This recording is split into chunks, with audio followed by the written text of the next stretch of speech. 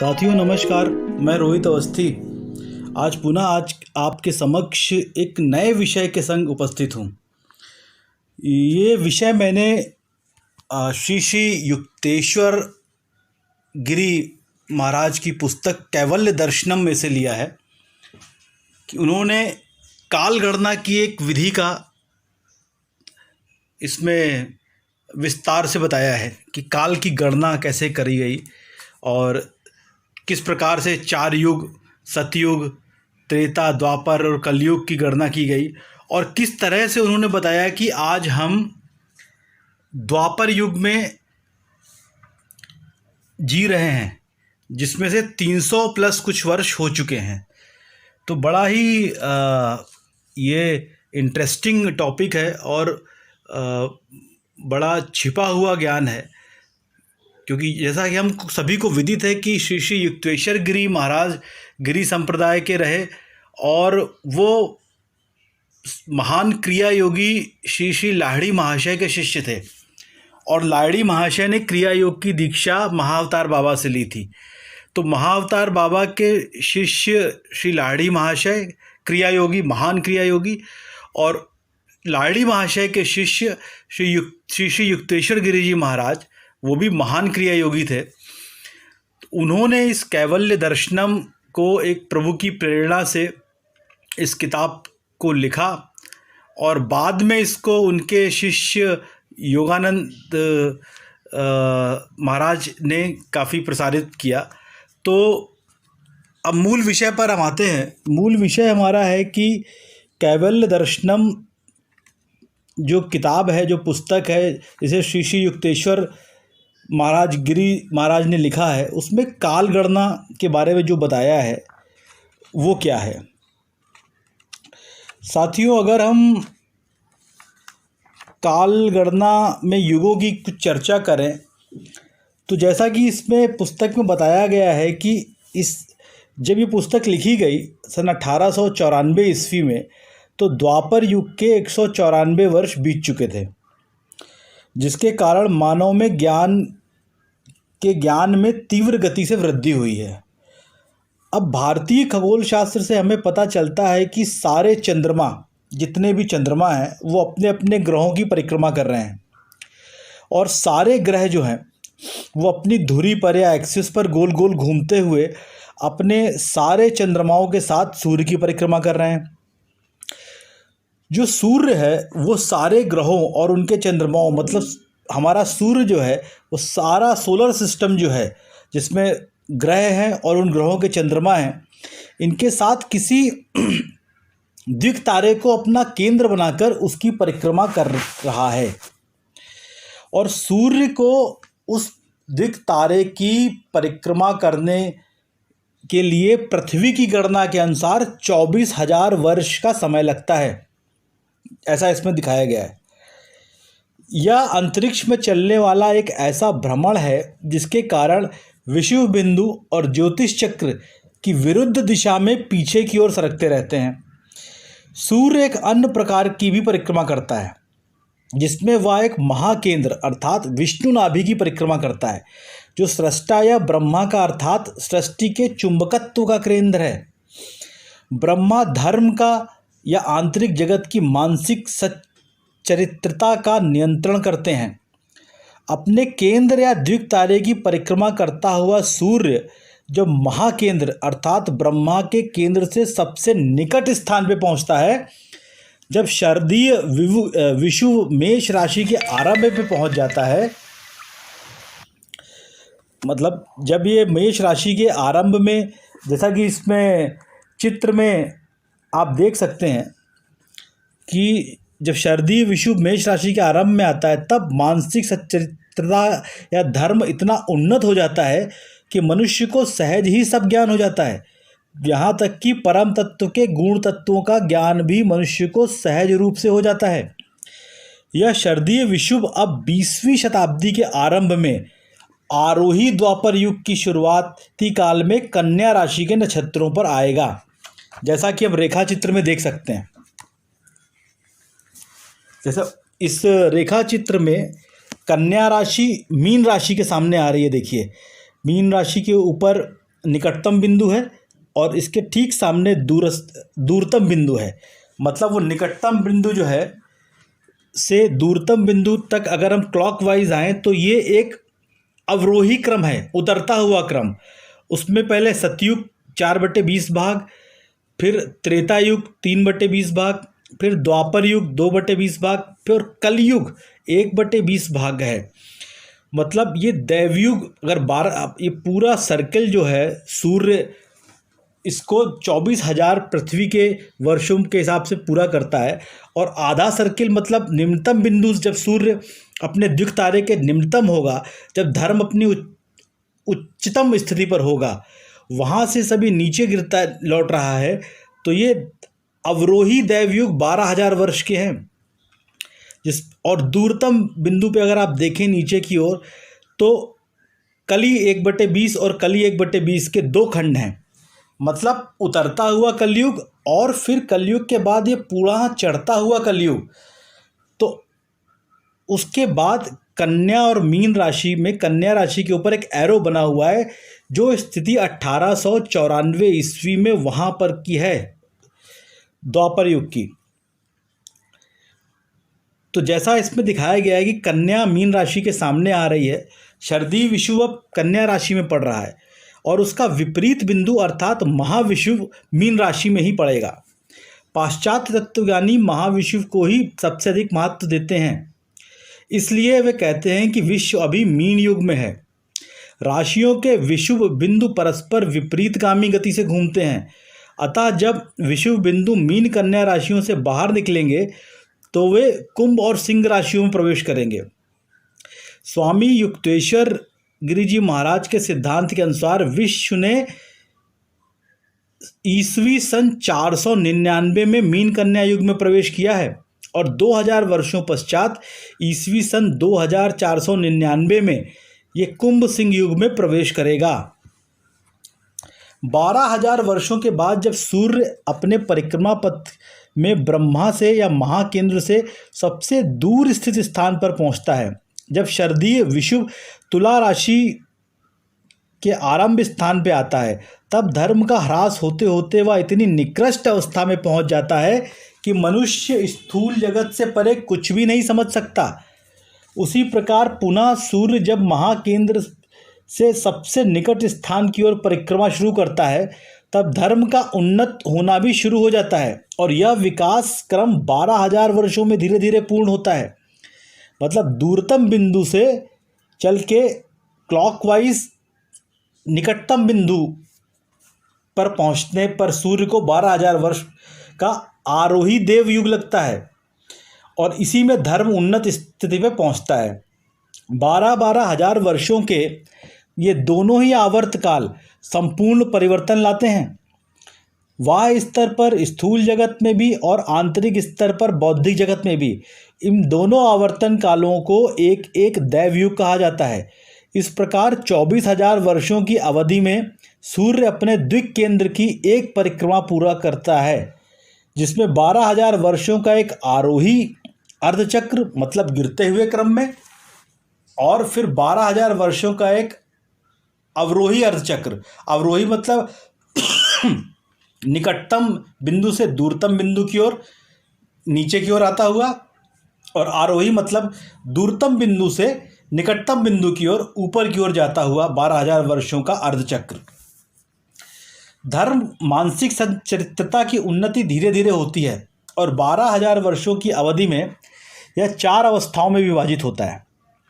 12,000 वर्षों के उस काल को जब सूर्य अपने परिक्रमा पथ के 1/20वें हिस्से में से भ्रमण कर रहा होता है, आप रेखा चित्र में देखेंगे, उसे कलयुग कहते हैं। इस काल में धर्म अपनी आरंभिक अवस्था में होता है। मनुष्य की बुद्धि नित्य परिवर्तनशील बाह्य जगत से अधिक कुछ भी समझने में समर्थ नहीं होती। 2400 वर्षों के उस काल को जब सूर्य अपने परिक्रमा पथ के 2/20वें हिस्से में से भ्रमण कर रहा होता है, द्वापर युग कहते हैं।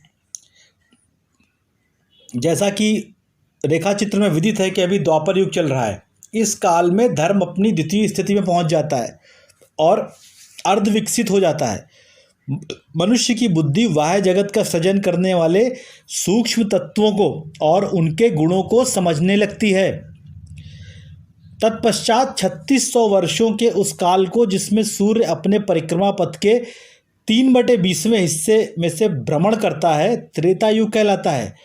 तब धर्म तृतीय अवस्था में पहुंच जाता है और मनुष्य की बुद्धि समस्त विद्युत शक्तियों के मूल स्रोत को अर्थात ईश्वरीय चुंबक शक्ति को समझने में समर्थ हो जाती है। इन विद्युत शक्तियों पर ही सृष्टि का अस्तित्व निर्भर करता है। तत्पश्चात 4800 वर्षों का उर्वरित काल को जब सूर्य अपने परिक्रमा पथ के 4/20वें हिस्से में से भ्रमण करता है, सतयुग कहते हैं। तब धर्म अपनी चौथी अवस्था में पहुंच जाता है और पूर्ण रूप से विकसित हो जाता है। मनुष्य की बुद्धि सब कुछ समझ सकती है। सृष्टि से परे परम ब्रह्म का भी उसे पूर्ण ज्ञान हो जाता है। सतयुग में हुए महान ऋषि मनु ने अपनी मनु संहिता में इन 4 युगों का स्पष्ट वर्णन किया है। चत्वार्याहु सहस्राणि वर्षाणान्तु कृतं युगं तत्सु तावच्छति संध्यायां संध्यांश्च तथाविधः इतरेषु ससन्ध्येषु ससन्ध्यांशेषु तत्रिषु एकापायेन वर्तन्ते सहस्राणि शतानि च यदेतत् परिसंख्यात् मादावेव चतुर्युगम् एतद् 12,000 देवानां युगमुच्यते दैविकानां युगानान्तु सहस्रं परिसंख्यया ब्रह्मामेक महर्गेयं तावती रात्रिरेव च। कृतयुग, सतयुग या जगत का स्वर्ण युग 4000 वर्षों का होता है।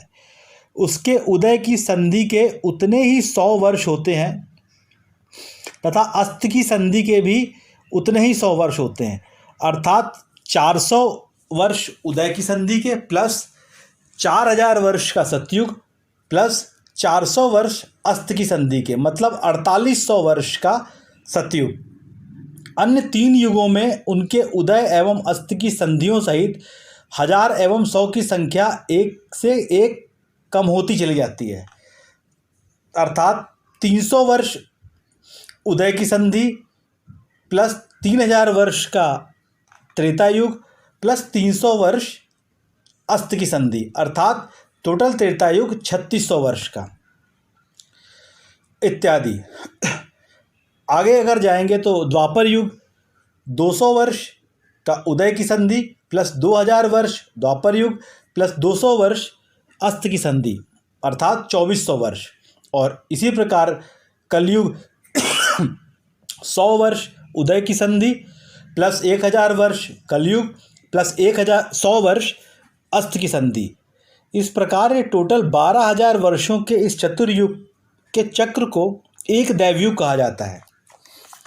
1000 दैवयुगों से ब्रह्मा का एक दिन बनता है और उनकी रात भी उतनी लंबी होती है।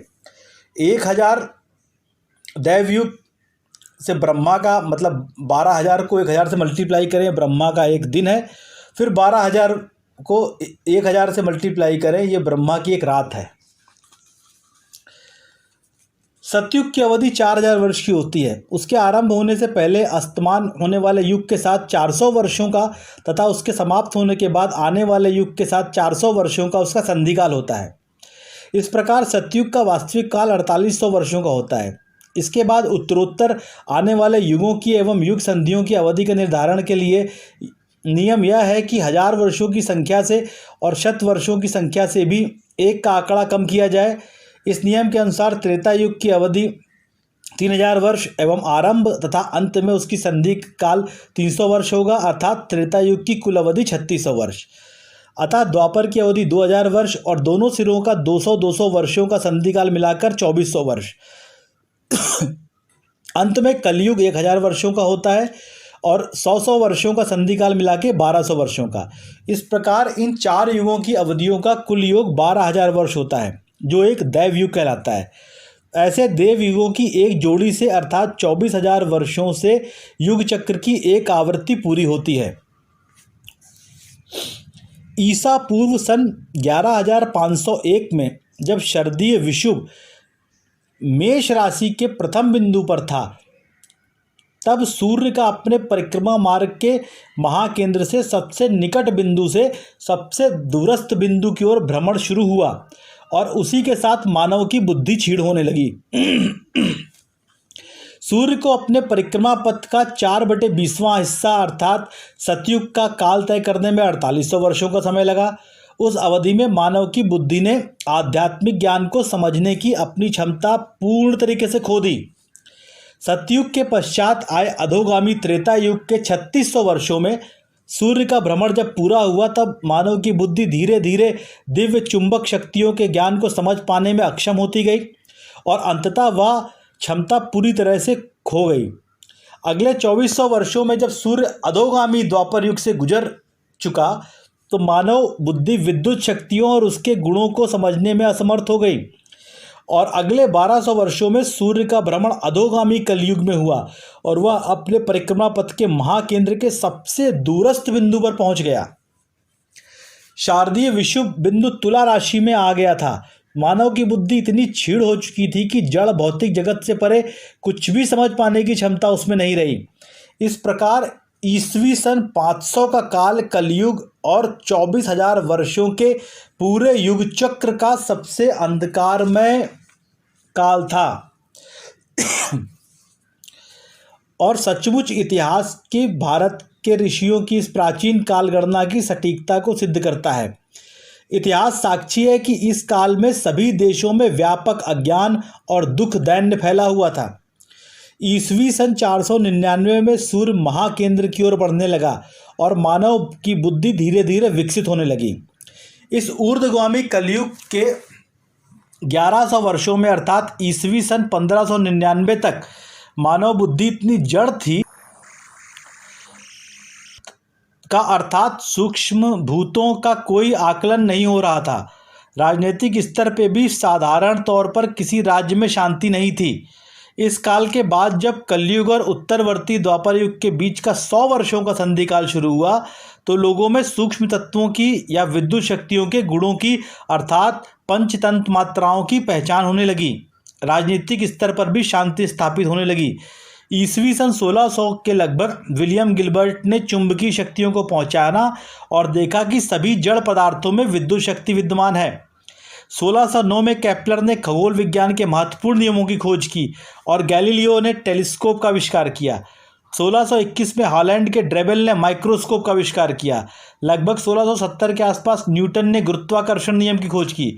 1700 में टॉमस सेवरी ने पानी ऊपर खींचने वाले स्टीम के इंजन का प्रयोग किया। 20 साल बाद स्टीफन ग्रे ने मानव शरीर पर विद्युत शक्ति के परिणाम का पता लगाया। राजनीतिक जगत में आत्मसम्मान का भाव जागा और अनेक प्रकारों में सभ्यता विकसित हुई। इंग्लैंड स्कॉटलैंड के साथ मिलकर एक शक्तिशाली राज्य बन गया। नेपोलियन बोनापार्ट ने दक्षिण यूरोप में अपनी नई न्याय संहिता लागू की। अमेरिका स्वतंत्र हो गया। यूरोप के अनेक हिस्सों में शांति स्थापित हुई। विज्ञान की प्रगति के साथ विश्व भर में रेलवे और टेलीग्राफिक तारों का जाल बिछ गया। सूक्ष्म पदार्थों की रचना का स्पष्ट आकलन तो नहीं हुआ था, परंतु तब भी स्टीम इंजनों, विद्युत यंत्रों एवं अन्य अनेक प्रकार के उपकरणों की सहायता से उनका उपयोग किया जाने लगा। 1899 में जब द्वापर युग की संधि के 200 वर्ष पूरे होंगे तब 200 वर्षों का वास्तविक द्वापर युग 2000 वर्षों का 1899 के बाद 2000 वर्षों का वास्तविक द्वापर युग शुरू हुआ और वह मानव जाति को विद्युत शक्तियों का तथा उनके गुणधर्मों का पूर्ण ज्ञान प्रदान करेगा, ऐसा इस पुस्तक में लिखा है। सृष्टि का शासन चलाने वाले काल की महिमा ऐसी है, कोई मनुष्य काल के इस प्रभाव का उल्लंघन नहीं कर सकता सिवाय उसके जो प्रकृति के दिव्य देन शुद्ध प्रेम से उत्प्रोत होकर ईश्वर तुल्य बन जाता है। प्रणव की पवित्र धारा में शुद्ध होकर ईश्वर के साम्राज्य का ज्ञान प्राप्त कर लेता है। हिंदू पंचांगों में वर्तमान अर्थात 1894 की बात हो रही है। द्वापर संधि काल में विश्व की जो स्थिति दिखाई जा रही है वह सही नहीं है। पंचांग तैयार करने वाले और काल गणना करने वाले फलित ज्योतिषियों एवं गणित ज्योतिषियों की गणना पद्धतियों में अंधकारमय कलयुग के कुछ संस्कृत पंडितों जैसे कल्लुक भट्ट की गलत टिप्पणियों एवं भाष्यों के कारण भूल आ गई है और वे अब यह मानते हैं कि कलयुग 4,32,000 वर्षों का होता है, जिसमें से 4,994 वर्ष बीत चुके हैं तथा 4,27,006 वर्ष अभी शेष हैं। कितनी भयावह कल्पना है, पर यह सदैव से सच नहीं है। पांचांगों में यह भूल अधोगामी द्वापर युग के समाप्त होने के तुरंत ही बाद राजा परीक्षित के शासनकाल में प्रविष्ट हुई। उस समय महाराज युधिष्ठिर ने जब देखा कि कलयुग शुरू होने जा रहा है तो उन्होंने अपने सिंहासन पर अपने पौत्र परीक्षित को बैठा दिया और वे स्वयं दरबार के सभी ज्ञानी जनों सहित भूलोक के स्वर्ग हिमालय में चले गए। इसलिए राजा परीक्षित के दरबार में ऐसा कोई भी व्यक्ति नहीं बचा था जो युग युगांतर की कालगणना के सिद्धांतों की सही जानकारी रखता। अतः जब उस समय चल रहे द्वापर युग के 2400 वर्ष समाप्त हुए तो कोई भी द्वापर युग की समाप्ति की घोषणा कर कलयुग की गणना शुरू करने का और इस प्रकार उस अंधकारमय युग को और अधिक स्पष्टता के साथ प्रकट करने का साहस नहीं जुटा पाया। इसलिए काल गणना की इस गलत पद्धति का अवलंब कर द्वापर युग की ही वर्ष संख्या में 1 का आंकड़ा जोड़कर 2401 कलयुग को प्रथम वर्ष माना गया। ईस्वी सन 499 में जब कलयुग की अवधि के 1200 वर्ष पूरे हुए और सूर्य महाकेंद्र के सबसे दूर के बिंदु पर पहुंच गया, जब शारदीय विषुव तुला राशि पे आया तो कलयुग के उस सबसे घोर अंधकारमय काल को 1200 के स्थान पर 3900 की संख्या दी गई। ईस्वी सन 499 के बाद ऊर्ध्वगामी कलयुग शुरू हुआ। सूर्य अपने परिक्रमा पथ के महाकेंद्र की ओर बढ़ने लगा और फलता मानव में बुद्धि का तदनुरूप विकास होने लगा। इस कारण पंचांगों में हुई उस भूल उस समय के कुछ विद्वानों के ध्यान में आने लगी, क्योंकि उन्होंने देखा कि प्राचीन ऋषियों ने तो कलयुग की अवधि 1200 वर्षों की बताई थी, परंतु चूंकि इन विद्वानों की भी बुद्धि अभी पर्याप्त रूप से विकसित नहीं हुई थी, इसलिए वे केवल भूल को ही पकड़ पाए। उसका कारण उनकी समझ में नहीं आ सका। इस भूल का समाधान उन्होंने इस तर्क के साथ किया कि कलयुग की अवधि जो 1200 वर्ष बताए गए हैं वे हमारे भूलोक के साधारण 1200 वर्ष नहीं रहे होंगे, बल्कि 1200 देव वर्ष रहे होंगे। एक वर्ष में 30-30 दैव दिनों के 12 दैव महीने होते हैं और एक दैव दिन पृथ्वी के 1 वर्ष के बराबर होता है। अतः इन विद्वानों ने माना कि कलयुग के 1200 वर्ष अवश्य ही पृथ्वी के 4,32,000 वर्षों के बराबर रहे होंगे। परंतु सही निष्कर्ष आने के लिए हमें सन 1894 के वसंत में पड़ने वाले वसंत विषुव या महाविषुव की स्थिति का विचार करना होगा। खगोल विज्ञान के ग्रंथों से पता चलता है कि महाविषुव अभी मेष राशि के प्रथम बिंदु रेवती नक्षत्र से 20 डिग्री 54 मिनट 36 अंश दूर है। 1894 की बात है। इसके गणित से स्पष्ट हो जाता है कि जब मेष राशि के प्रथम बिंदु से महाविषुव दूर हटने लगा तब से अब तक 1394 वर्ष बीत चुके हैं। 1394 में से ऊर्ध्वगामी कलयुग के 1200 वर्षों को निकाल दिया जाए तो स्पष्ट होता है कि अब ऊर्ध्वगामी द्वापर युग के 194 वर्ष बीत चुके हैं। मतलब 1894 ईस्वी में आरोही क्रम में ऊर्ध्वगामी द्वापर युग के 194 वर्ष बीत चुके थे। इस प्रकार पुराने पंचांगों में की गई भूल स्पष्ट रूप से सामने आ जाती है। जब हम 1394 वर्षों की संख्या में 3600 वर्षों को संख्या जोड़ देते हैं तो इनका कुल योग हमें 4994 वर्ष, जो वर्तमान गलत सिद्धांत के अनुसार हिंदू पंचांग में चालू वर्ष 1894 को दिखाता है। इस पुस्तक में दिए रेखा चित्र को यदि देखें तो पाठक को पता चलेगा कि अभी ईस्वी 1894 शरद विषुव ऊर्ध्वगामी द्वापर युग की कन्या राशि के नक्षत्रों में पड़ रहा है। इस पुस्तक में कुछ ऐसे तथ्यों का उल्लेख किया गया है जिनका पूर्ण ज्ञान अभी तक आधुनिक विज्ञान को नहीं हुआ है। 1894 की बात है ये, जैसे चुंबक शक्ति, इसके प्रभाव मंडल, भिन्न भिन्न प्रकार की विद्युत शक्तियाँ। यदि तंत्रिकाओं या नर्वस के गुण धर्मों पर ध्यान दिया जाए जिनका स्वरूप पूर्णतः विद्युतीय है तो 5 प्रकार की विद्युत शक्तियों का आकलन आसानी से हो सकता है। पांचों संवेदी तंत्रिकाओं या सेंसरी नर्वस में से प्रत्येक तंत्रिका का कार्य अन्य 4 से भिन्न है और वह केवल उसी की विशेषता है। दृष्टि से संबंधित तंत्रिका ऑप्टिक नर्व केवल प्रकाश का ही वहन करती है। वह श्रवण से संबंधित तंत्रिका का या अन्य किसी तंत्रिका का कार्य नहीं करती। श्रवण से संबंधित तंत्रिका ऑडिटरी नर्व केवल ध्वनि का ही वहन करती है, किसी अन्य तंत्रिका का कार्य नहीं करती। यही बात अन्य सभी तंत्रिकाओं के साथ भी है। इस प्रकार यह स्पष्ट है कि विद्युत शक्ति 5 प्रकार के ब्रह्मांड में व्याप्त महाविद्युत शक्ति के 5 गुणधर्मों के अनुरूप है। जहाँ तक चुंबक शक्ति के गुणधर्मों का प्रश्न है तो मानव बुद्धि की समझ अभी इतनी सीमित है कि साधारण जन को यह समझने का प्रयास करना ही व्यर्थ है। त्रेता युग के मानव की बुद्धि दिव्य चुंबक शक्ति के गुणधर्मों को आसानी से समझ पाएगी। अगला त्रेता युग ईस्वी सन 4099 में शुरू होगा। अभी 2022 है। निसंशय आज भी अपवाद स्वरूप ऐसे असामान्य लोग इस संसार में हैं जो काल के प्रभाव से ऊपर उठे होने के कारण उन सब बातों को समझ सकते हैं जो साधारण मनुष्य की समझ से परे हैं, परंतु यह पुस्तक ऐसे सिद्धों के लिए नहीं है और उन्हें इसकी आवश्यकता भी नहीं है। अंत में हम इस बात पर भी गौर करना चाहेंगे कि विभिन्न ग्रह सप्ताह के भिन्न भिन्न दिनों पर अपना प्रभाव डालते हैं और जिस दिन पर जिस ग्रह का प्रभाव होता है उस दिन को उसी ग्रह के नाम से जाना जाता है। इसी प्रकार विभिन्न महीनों पर विभिन्न नक्षत्रों का प्रभाव होता है और जिस महीने पर जिस नक्षत्र का प्रभाव होता है उस महीने को उसकी नक्षत्र का नाम हिंदुओं ने दिया है।